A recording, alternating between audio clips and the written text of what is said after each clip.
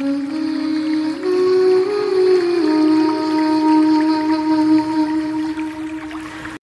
బలం. రామాపురం బడిలో రాముడు, భీముడు అనే ఇద్దరు విద్యార్థులు ఉండేవారు. రాముడు సన్నగా పీలగా ఉంటే భీముడు పుష్టిగా బలంగా ఉండేవాడు. బక్కగా ఉన్న రాముణ్ణి బలంగా ఉన్న భీముడు ఎప్పుడు హేళన చేస్తూ ఉండేవాడు. వీలు దొరికినప్పుడల్లా అందరి ముందు అవమానిస్తూ ఉండేవాడు. బడిలో ఆట స్థలంలో ఒక పెద్ద బండరాయింది.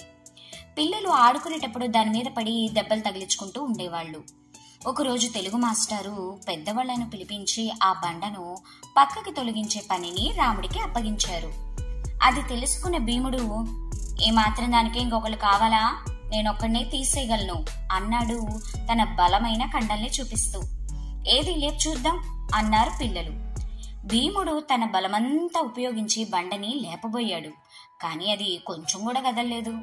నేను ప్రయత్నించి చూస్తాను అన్నాడు రాముడు. నువ్వా బక్క పీనుగా అన్నాడు భీముడు విరగబడి నవ్వుతూ.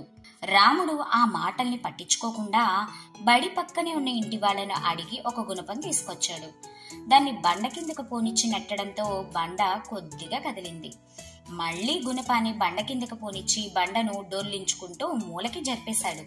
దాంతో పిల్లలందరూ ఆనందంగా చప్పట్లు కొట్టారు. రాముడి తెలివితేటలను చూసిన భీముడికి నోట మాట రాలేదు. సిగ్గుతో తలదించుకొని రాముడి దగ్గరికి వెళ్లి, ఇన్నాళ్ళు కండబలమే గొప్పదని విర్రవీగాను. కండబలం కంటే బుద్ధి బలమే గొప్పదని నువ్వు రుజువు చేశావు.